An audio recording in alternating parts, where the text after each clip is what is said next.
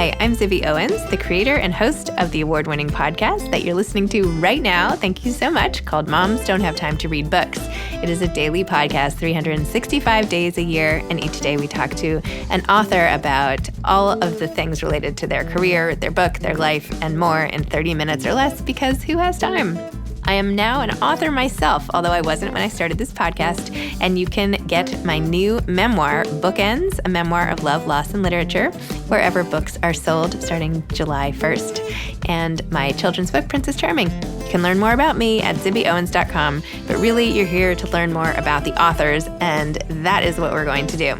Also, be sure to check out all the other podcasts in the Zcast Podcast Network. You can learn more at zcastnetwork.com and definitely check out those shows as well. I hope you'll all check out the all-new Zibby Mag, Z-I-B-B-Y-M-A-G, the literary lifestyle destination with essays, book news, a lit lifestyle feature, and even some classes. Check it out, zibbymag.com. Dylan Dreyer is the author of Misty the Cloud, A Very Stormy Day. This is one of the 30-plus episodes guest hosted by amazing women, podcasters, and authors this year. This one is hosted by Julianna Goldman, founder of Mama Den, and a podcaster herself. Dylan Dreyer is a meteorologist for NBC News, a co-host of the Third Hour of Today, and the host of Earth Odyssey with Dylan Dreyer. She's covered hurricanes with 130-mile-per-hour winds, but she loves a nice breeze when she walks her dog, Bosco. She has stood out in 6-feet snowstorms, which is taller than her, but she loves to go sledding with her sons, Calvin and Oliver. She has watched roads turn into rivers during strong thunderstorms, but loves to splash in puddles. She's traveled the country and has been to 49 states and the world, and has even been to the North Pole. She loves the weather and thinks the world is a fascinating place. She lives in New York City with her husband, Brian, their sons, Calvin and Oliver, and their dog, Bosco. Follow her on Instagram and Twitter at Dylan Dreyer NBC. All right, Dylan Dreyer, thank you so much for being here. Oh, it's so nice to be with you. So tell us about Misty the Cloud. Who is this mysterious character? Well, this mysterious character was just a figment of my imagination. I mean, really, it's just, I've always looked up at the sky, as a meteorologist, but beyond that, thinking, what if there was this really cool world up in the sky? Like when we're little and we're scared of thunder and your mom says, well, it's just the angels bowling. Well, what if there were actually clouds up there doing something that made the weather as it is, and in the case of the first book, it was Misty having a bad day and it turns into this thunderstorm. And in the second book, it's about sunshine and clouds kind of competing for the same space in the sky. And they have to learn to share, compromise, and work together. And beautiful things happen when they do. In this case, a rainbow. Do you think you had to be a mom to come up with this concept? Well, it's funny because my husband and I first came up with this concept years ago. I mean, when we first moved to New York City, before we ever had kids. And the book didn't come out till last year, so it goes to show you how much goes into trying to pitch an idea like this, trying to sell this idea to somebody. And then once we had kids over the course of that time, we really changed how we approached the book. I had to find a co-author who could write in the voice of a children's book author, because I realized that I didn't know how to write like a children's book author because I'm a scientist. I also didn't have kids when I wrote the first iterations of the book. And now that I have kids, I read to them all the time. And I realize it's just a different cadence. It's a different way of writing. It's a way that is fun for adults, but also enjoyable for kids to listen to. So we definitely had to change a lot, and kids played a big role in that. Once we got closer to actually getting this done. What's an example of like something that you wrote before you had a kid that then you changed? First, the book was called like Puff instead of Misty the Cloud. So it had to be more specific. I realized, Puff could be really anything. And obviously in our minds, it's Puff the Magic Dragon. But it was so much wordier. I realized when I wrote the first couple of books, it was this Word document that was so many pages long and so detailed and so wordy that it was almost tedious to read out loud. And now I notice, okay, let's let the pictures do a lot of the talking. Let's keep the dialogue nice and short. Let's make it fun for kids and easy to understand. So we definitely simplified it a lot. And Rosie, our illustrator, Rosie Butcher, put so much of the context into the pictures themselves. So we didn't have to say everything with words. The graphics are so beautiful and so fun and whimsical. Thank you. It was incredible that what you see on the paper is literally what was in my head. And the fact that Rosie was able to just take my abstract descriptions of what I wanted the characters in this world to look like and put it into something like this book, I don't know how she did it, but she's amazing. So one of the things that I love so much in the book, and as a mom, I have 2 young kids who I can't wait to read this with them. On days when it's raining, I'm like, oh, the clouds are crying. See, some days the clouds have sad days too, or okay, admittedly, sometimes I'll say the clouds are peeing just to try and break up a fight or something. We have tried to work that in, but we're not sure appropriately we can do that yet. Really? I love it. I endorse. But I love that there's a little bit more science to this, or, there are other things that could be going on in the sky just aside from the clouds crying or peeing.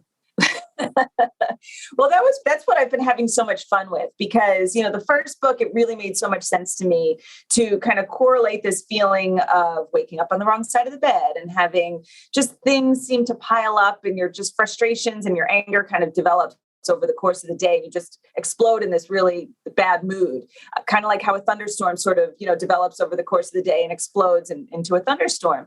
But with the second book, I wanted to make sure it wasn't like every time it was raining, Misty's having a bad day, because in some areas it can rain a lot. And I want Misty to be a happy character and a character that everybody can relate with, and I want kids to be able to relate to being in a bad mood, but also in this particular book, it's just they're playing a fun water game. So you never know exactly what's happening as to why it's raining, in your particular area here on Earth. But I wanted to give so many different options. And I think that's what's been so fun is I first come up with a weather element that I want to talk about, whether it's thunderstorms. This one happened to be rainbows. In the future, I want to talk about fog. And I sort of come up with the science behind, okay, here's why it happens. And how can we work that into some emotions? Because there's this odd parallel between the weather and our emotions. I think it dictates how we feel.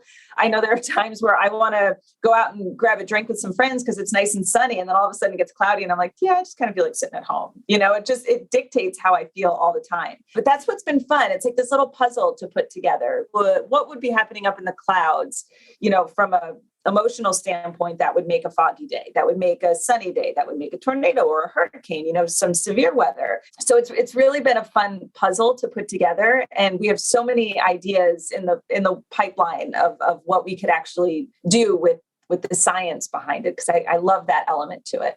I think it's so brilliant to link weather patterns and emotions. And I mean, I know even just dealing with my own kids this morning and finally getting them off to school and feeling like I had just experienced a tornado, or, but also it teaches kids that it reminds them that the emotions that they feel are what we feel also. Yes. And it relates that back to them, I think, which is really important. Exactly. And I think that's one thing I've learned now, having 3 kids of my own, especially my oldest son, who is just sometimes an emotional roller coaster, but I want to talk about emotions, and not great emotions too. Like when you feel angry or feel frustrated or you just want to scream. I mean, because I feel like they have all those emotions and it's okay to feel that way. But what's important is what you do with those emotions, because the way you react to something or the way you act in general impacts people around you. Just like whatever happens in the weather world, it impacts all of us here on the ground, So whether it's raining or it's sunny or it's a drought because it's not raining, maybe there's an issue going on there. But I just want the book in and of itself to be about emotions and how you handle those emotions and how you talk about those emotions and just relate those to what kids can understand. So we don't beat you over the head with the science in the book. Yes, it's kind of the backstory with weather, but the back pages are for the science, because there are some kids who really just have this passion for weather and have always loved it. And that's where I can kind of explain the science behind a thunderstorm or a rainbow or fog or whatever, the weather element is. And it helps teachers too and parents who are trying to explain this. But for the kids who don't want to get into the science and they like weather, but don't want to know the backstory, then they could just skip those pages. I appreciate you saying that about your son, because I often feel that way about my son as well. And I feel like sometimes these kinds of books might be a little more gendered and speak more to girls versus boys. And it's so nice that you read this and it doesn't feel that way. I'm glad you say that, because that's what I was hoping. And, we kind of kept the main character as females, just me being a female meteorologist. It was also on one level important to show that girls can be really good in science and science for girls and STEM and all that kind of stuff. I wanted to promote that because that's the upbringing I had, was just being introduced to science early on and loving it, and math and all that. But I also raised boys, and I noticed there are so many books that go in one direction or the other. And this is weather. So that's why there's Misty and she's a girl, and there's Claire and she's a girl, but their friends are boys. I grew up with older brothers, and I think having boys, and I'm big into girl power and stuff, but I want to be a proponent for boy power too, in a good way, raising kind boys, raising boys who are respectful of the girls they're having play dates with, and just, I want to raise good boys. 100%. Tell us more about Dylan the scientist. Well, Dylan the scientist was quite the nerd. I actually went to school for engineering. For some reason, I was never really exposed to weather growing up in school. I loved the weather. I loved sitting on the front porch with my brothers, watching thunderstorms roll through. And, I've always had a thing for the weather and watching clouds in the sky and all that kind of stuff. But I don't know why I didn't know it was something I could study. And when I went to school, I thought, I like math, I like science, I'm going to be an engineer. That's what I'm going to go to school for. And as, my freshman and sophomore year went on, I was like, oh, but I can study meteorology. Let me take this class because I like weather. And it turns out all my math and science credits could switch over easily to meteorology. And I just kind of pursued that path.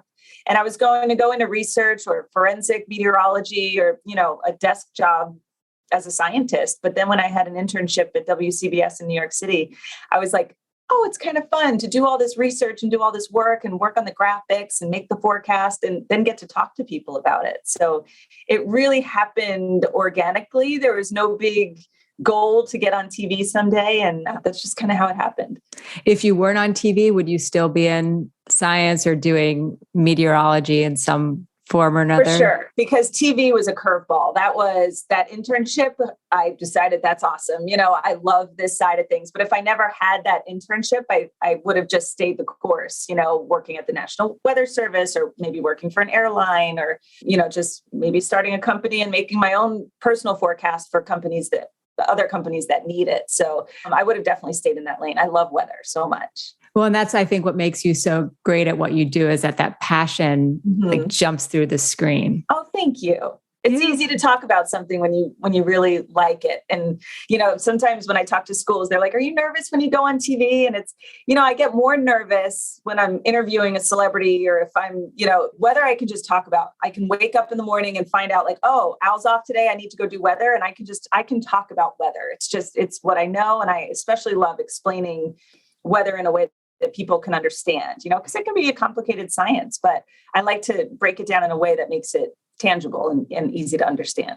Can you take us back to, I would just want to draw that passion out a bit more and to take us back to sitting on your front porch or, really what you love about it, what you find so interesting. I grew up in the house my dad built. So it was the only house I knew growing up. And I can close my eyes and I could walk through the whole house with my eyes closed. Like I can just feel the feelings of walking out the front door. I can hear the door shut. And I would just sit there on this black bench, very uncomfortable bench that my parents had on this covered porch kind of thing. And we lived in the woods. So there wasn't a lot of sky that we could see, but you could hear the wind get more and more intense through the trees. And I always knew that that lightning was dangerous, and if you were in a car, you were safe because of the rubber on the tires. Well, I thought, and nobody corrected me, probably because my parents didn't know any different, I would put sneakers on my hands, thinking the rubber soles on the sneakers would protect me. Clearly, I didn't know the science behind electricity at the time. And I would sit on the front porch, listen to the wind, hear the rumbles of thunder, and see the whole, everything just light up. And I'd be sitting there on the bench with my sneakers on my hands. By yourself? By myself. Sometimes I drag my brothers out there with me, but I'm glad I lived to tell about it. I feel like that should be a scene in one of the next books. Yeah. Don't do this. Lessons from Misty the Cloud. Well, being on TV, you sort of have two lives, right? There's the life in front of the camera and the life behind the camera with 3 young boys at home. What does your life look like on the other side? There's a lot of joy. There are some times where I get really stressed, usually when I'm not sleeping, and the good thing about this job is all my notes for the show that day are sitting on my desk when I come in the morning. So I have my routine. I'm spoiled because somebody else does my hair and makeup. So I can sit there and read my notes while that's all getting done. But give yourself some credit. What time is that in the morning? It depends. If I'm in for Al, that's like 5:00 in the morning. If I'm just doing the third hour, that's like 7:00, which is, that's reasonable. It's reasonable, but it's still, it's still early. It's still early. But I don't have to bring my job home with me. Like when the show's over at 10, if I don't have a shoot that day or something, to do that was scheduled through work, 10 o'clock, I can usually get home, get something done, make lunch for the boys. Then they'll go take a nap and then I'll cook dinner, so like my day is it's on a pretty tight schedule. If we're not eating dinner at 5:00, it's like, okay, well, what's going on right now that we're not eating dinner at 5:00? Because 5:00 is when we eat dinner. And as soon as dinner's done, we're going to take our baths. And there's a strict schedule in the house, and the boys it works for them. 7:00, the baby's asleep and in bed. And then 7:15, we're reading books, or I'm reading a book with Oliver and Calvin. And then 7:30, they're in bed. I think they do better on having that routine, but when things get thrown for a loop and I get stressed out, things can sometimes, take a turn. And I feel like when I'm stressed, it makes the kids stressed. So I'm always just trying to take a deep breath. Like the other day I had to drive up to Boston for a book signing, and there was a car service that picked me up because just like a whole long story. So I had Ollie and Rusty, the baby, in the car, and everything was going nice and smooth. And then the car starts overheating. So we have to keep pulling over to the side of the road. And I keep asking like if everything's okay. And we're trying to get another car. And now the kids are awake from their little nap here, and they're crying and they're upset. And throughout the whole time, I just took this deep breath and I'm like, this is out of my hands. There's nothing I can do. And the driver even said to me, she's like, how are you being so calm? Because this is like really stressful. This has turned into a 6-hour drive. And I said, can you do anything about it? No. Can I do anything about it? No. So let's just roll with it, and Ollie's laughing in the background. And it was just, I try to find joy where I can. And, yes, some days are stressful, but sometimes like just what can you do?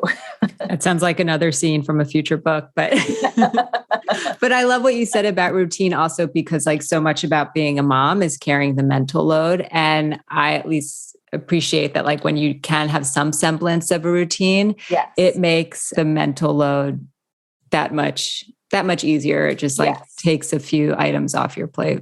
I agree. Because even if, say dinner doesn't happen at 5 and say it happens at 6 instead, well, let's regroup, let's reset at 7, because 7's when the baby's going to go to sleep. And then, there's always those times you can strive for to reset. Right. Where did you find time to write the books? Well, it's a long process to write a children's book, between the editing and the going back and forth, on the actual words in the book, and then going back and forth on the actual illustrations in the book. So it's kind of all spaced out. And I feel like every week I can block out some time to get it done, so for example, the other day during the Queen's funeral, there was a lot of standby time because of the hurricane in Puerto Rico. I was going to do a weather hit, but it just never really worked out.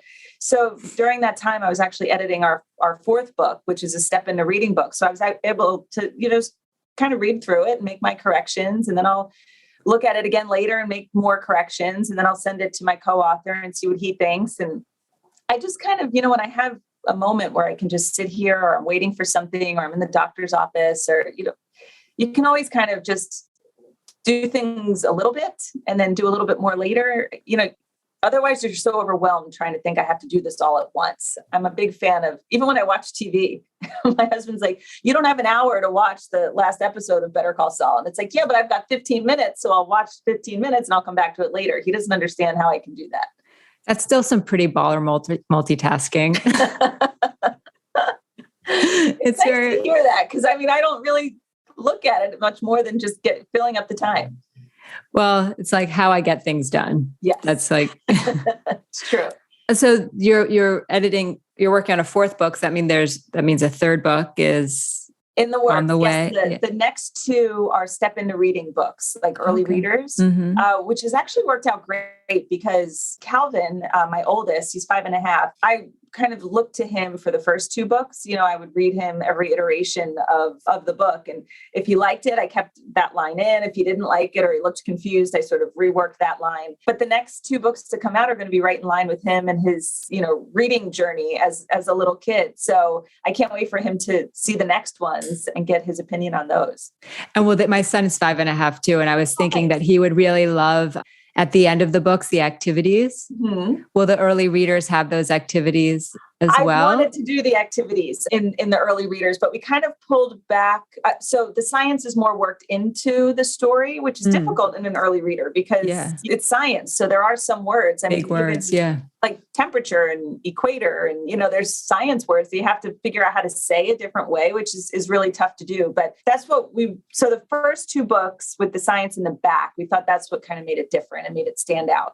And with the Step Into Reading books, we wanted to work science in to the story, which we think is different than, a typical Step Into Reading book. So, but I also didn't want to take away from future picture books and do something so involved that I would want those back pages. So like the Step Into Reading book, the first one that we're doing is kind of about a sea breeze. So it's a very basic concept that I can work into the book, but there wouldn't really be an experiment, I would think, on a sea breeze. I'd have to think about it, but we kind of kept the concepts a little simpler.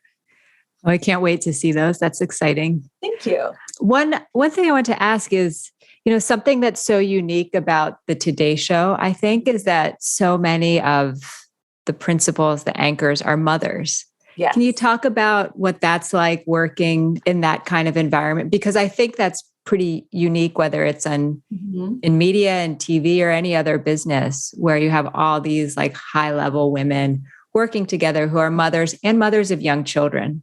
Also. I think that's what makes it really different.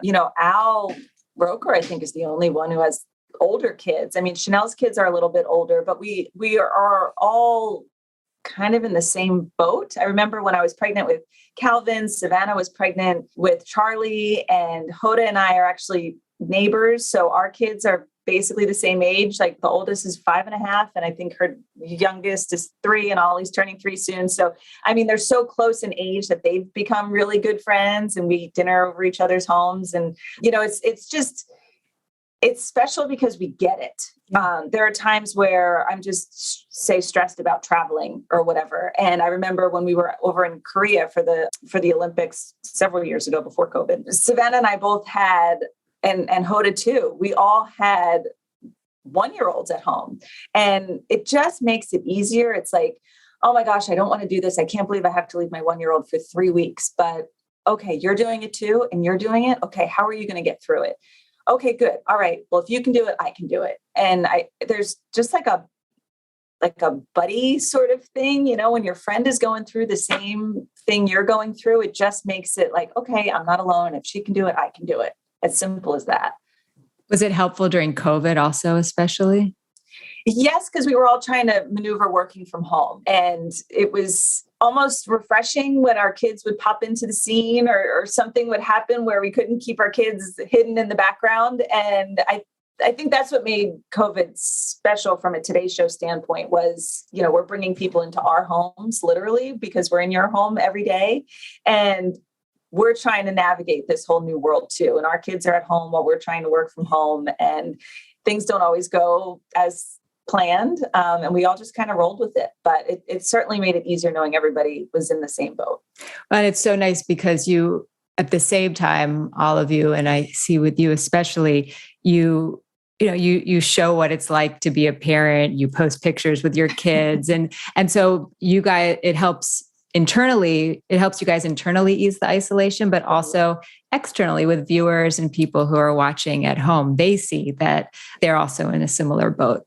Yeah. And I mean, I don't know if it was a decision my husband and I talked about, if we were going to put our kids out there on social media. I think when you work at the Today Show, certain times a year, we tend to put our kids out there. We always post pictures of our kids during the holidays, and we'll always do a Mother's Day special, or our kids surprise us in some form or another.